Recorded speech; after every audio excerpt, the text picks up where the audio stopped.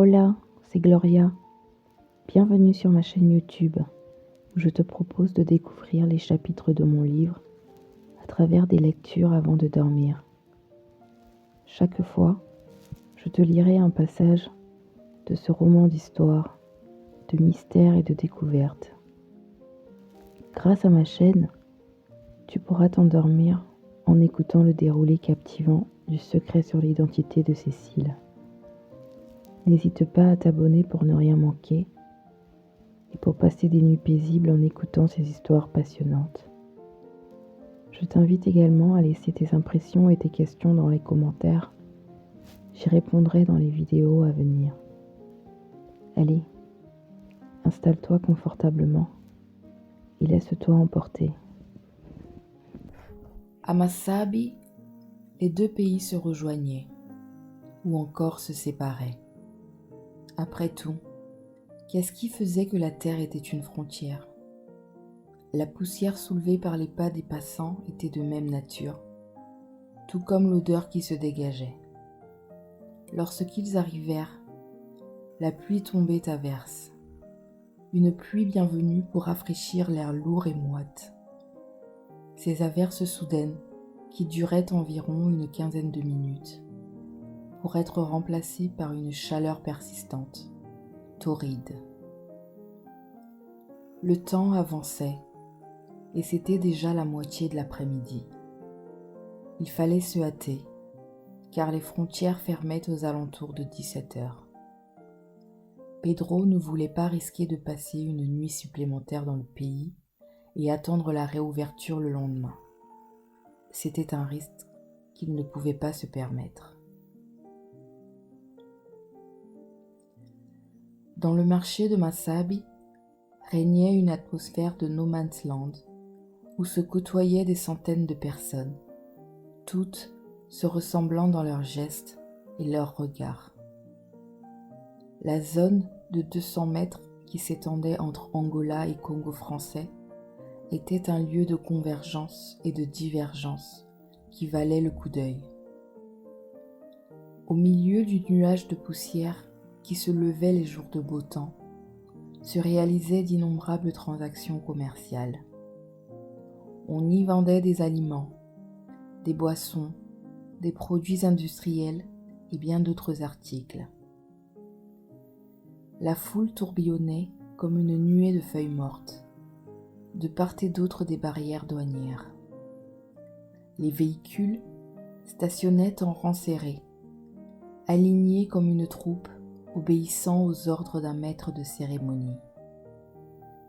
Plus d'une dizaine d'entre eux étaient immobilisés, leurs passagers contraints de descendre et d'avancer à pied jusqu'à la barrière, où, plus loin, ils s'acquittaient des formalités de contrôle. Dès leur descente du camion, les voyageurs avancèrent à travers l'herbe, jusqu'à la barre métallique horizontale qu'il leur fallut franchir en se courbant, sous les regards suspicieux d'hommes armés et alertes. Parmi ce flux d'indigènes pouvaient se glisser des terroristes, et certains individus, livrés à l'oisiveté, ne se privaient pas de distribuer des coups gratuits. La corruption, comme une ombre, planait en permanence sur la zone frontalière. Pour les voyageurs, cette situation était source de crainte et de tourments. Les contrôles étaient drastiques, les fouilles minutieuses et humiliantes. Dans un petit local exigu et mal éclairé, ils étaient contraints de se déshabiller, presque complètement, pendant que les agents de contrôle fouillaient leurs affaires. On les traitait comme des criminels, sans le moindre respect pour leur dignité. Pour éviter les tracasseries et les vexations, certains voyageurs n'hésitaient pas à glisser un billet ou deux dans la main des agents de contrôle.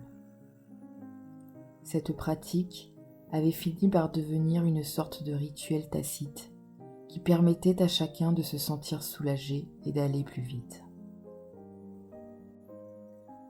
Ils avancèrent, bousculés par un klaxon intempestif, et aperçurent sur leur gauche, côté mer, un grand bâtiment blanchi à la chaux, coiffé de tuiles rouges et orné d'une bande bleue sur la partie basse.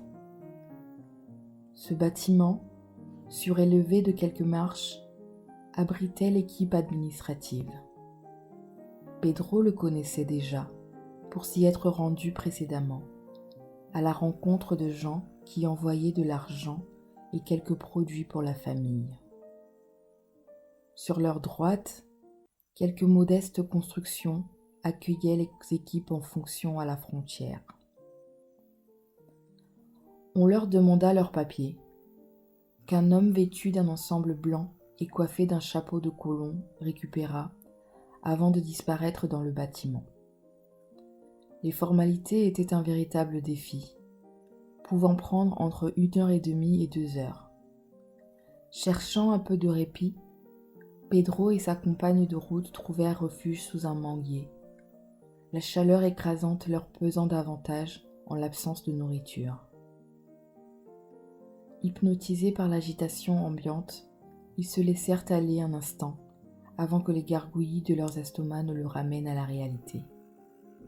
La fin de l'après-midi était déjà là. L'officier de l'administration revint enfin, avec les documents en main. Pedro, épuisé, se redressa péniblement en serrant la petite fille contre lui.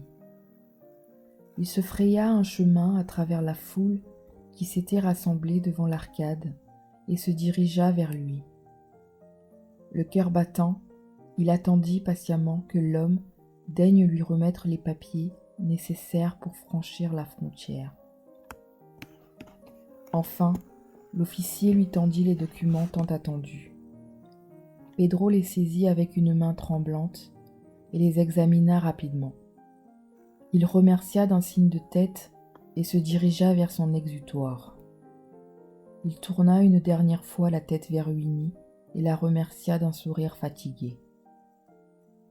Il franchit la barrière qui lui donnait accès au Congo français et se retrouva bientôt devant le bâtiment de l'administration, où de nouveau une longue file de personnes patientait pour se faire enregistrer.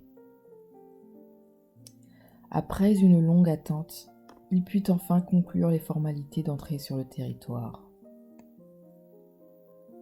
Pedro s'engagea sur le chemin de terre qui serpentait la brousse. Les pieds foulant le sol ocre, il avançait, le regard perdu dans l'horizon qui s'étendait à perte de vue. Le soleil commençait à décliner, baignant l'atmosphère d'une lumière chaude et orangée. Des nuages parchemaient le ciel, se coupant en formes étranges et fantasques. Soudain, des cris stridents jaillirent, submergeant le bourdonnement ambiant, interrompant la marche de Pedro. Se retournant, il vit un colon qui s'époumonnait sur les soldats, agitant frénétiquement ses mains et les claquant sur ses jambes avec véhémence. Pedro se demanda ce qui pouvait bien se passer. Il reconnut alors le père de Cecilia. Celui-ci avait appris que Pedro avait réussi à franchir la frontière. Même s'il arrivait trop tard pour l'en empêcher, il était furieux de constater que cette fuite avait été rendue possible malgré les mesures de sécurité mises en place. Il exigea alors que la frontière soit fermée immédiatement. Pedro se remit en marche. Il prit une grande inspiration, remplissant ses poumons de l'air sec de la savane. Le chemin était encore long, mais il était confiant. Il avait fait le plus dur. La nuit tombait lentement, enveloppant peu à peu la petite troupe de voyageurs dans un voile sombre. L'heure était tardive, et Pedro décida de faire halte pour la nuit dans le village de Tiambanzassi, où l'un de leurs cousins avait trouvé l'amour et fondé un foyer. Il portait l'enfant sur ses épaules et avançait d'un pas régulier sur le chemin poussiéreux. La famille, fuyant la chaleur de la mansarde, traînait sous le ciel étoilé lorsqu'ils aperçurent une silhouette familière. « Oh Pedro, que fais-tu ici à cette heure » s'exclama-t-il, surpris de voir son parent à cette heure tardive. Peux-tu m'offrir le gîte et le couvert pour la nuit ? Je continue sur Pointe-Noire demain aux aurores, répondit Pedro avec un sourire. Le cousin accueillit l'homme et sa protégée avec chaleur et hospitalité, offrant un repas copieux et un coin douillet pour se reposer. Sous le ciel étoilé, la maisonnée discuta joyeusement avec Pedro, échangeant des histoires et des nouvelles.